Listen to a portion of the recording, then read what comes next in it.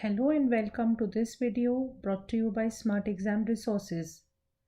In today's video, I shall explain to you the heating curve of pure ice, and also towards the end of the video, I shall be explaining to you the heating curve of impure ice as well. Rather, I'll be comparing the two curves of pure ice and impure ice.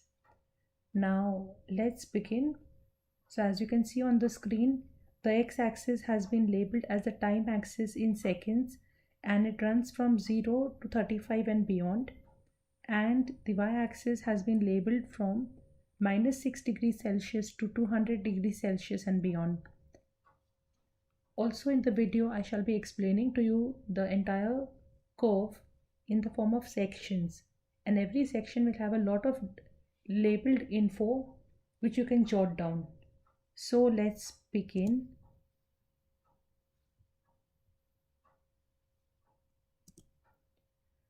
So as you can see, the first section that has come up is section AB. A is the time when T equals 0, and at that time T equals 0, the temperature of the ice that you've taken is -6 degrees Celsius. As you can see from A to B, the section A to B contains only solid ice. It doesn't contain any melted ice, meaning there's no water present. So what this indicates is, as the time progresses from 0 to 5 seconds, the temperature increases. So if the temperature increases, obviously it means the average kinetic energy of the particles has increased, because what is temperature? Temperature is nothing but the average kinetic energy of the particles. So in the section AB, the only thing that is happening is the ice is getting warmed up. There is no melting happening. So this is a small note on the section AB.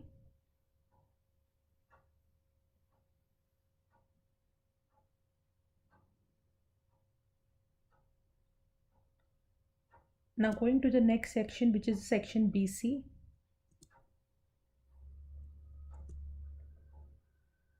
Now this section is different from the section AB. This section is horizontal. That means when time increases from 5 seconds to 15 seconds, there is no rise in temperature.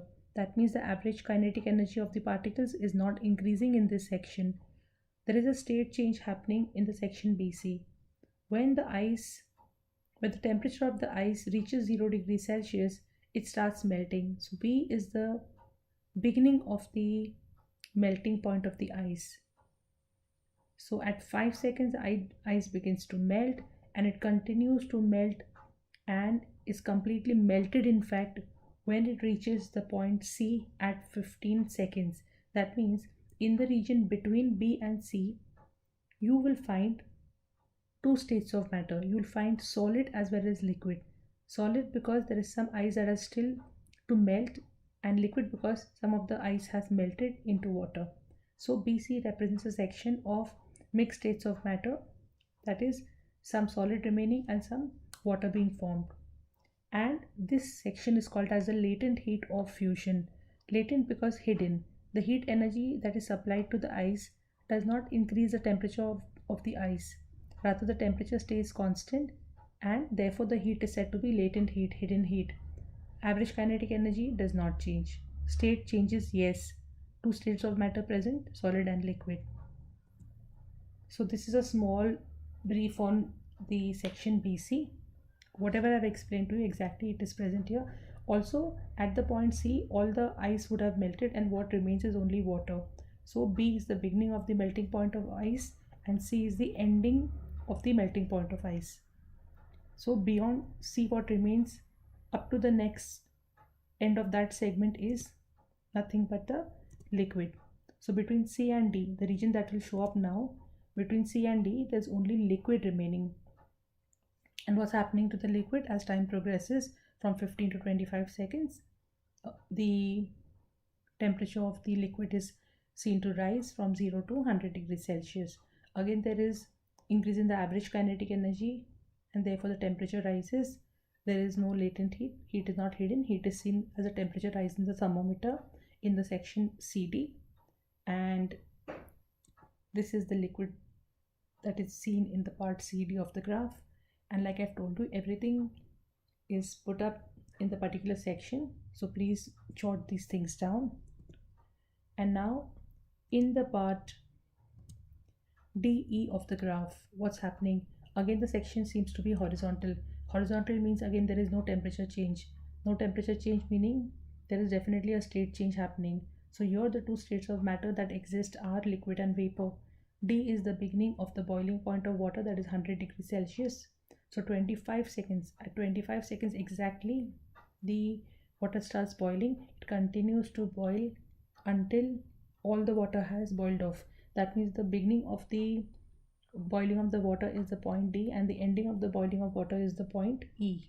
So water is going to remain as well as the water vapor is going to be present in the section DE. And again the heat is hidden, it is latent, and this is the latent heat of vaporization.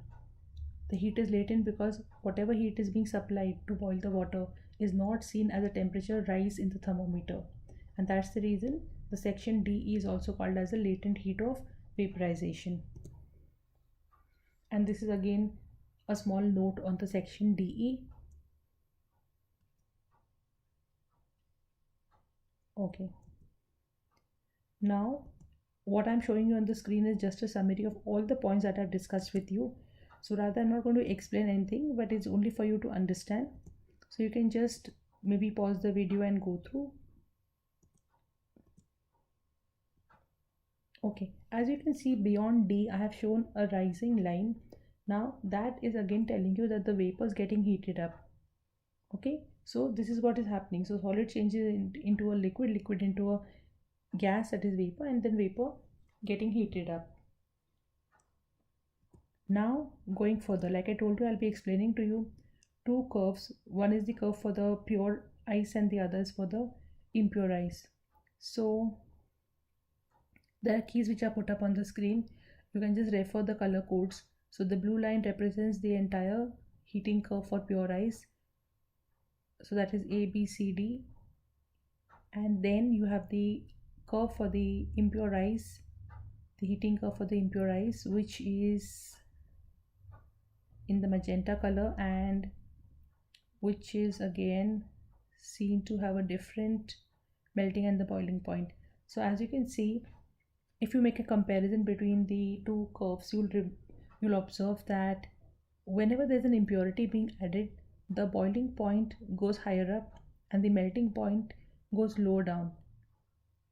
So that is one striking feature about adding impurities. So whenever impurities are added, what is lower goes lower down, what is higher goes higher up, meaning the melting point goes down and the boiling point goes up. Okay, so and usually children ask what will be the exact melting point and boiling points of impure substances. Well, it depends on the impurities. The greater the amount of impurities, the greater is the difference that is going to be between the melting and the boiling points of the pure and the impure substances. As simple as that.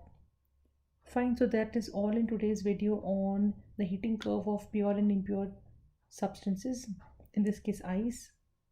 And yes, before I end my video for today, so first is thanks for watching my video. Secondly, we are Smart Exam Resources. We are a home to quality IGCSE resources that include topic-wise past papers, study notes, video lectures, and test yourself sections, and a lot more. So if you like watching my videos, please do subscribe to my channel and do visit our website Smart Exam Resources. I'm sure you'll like it.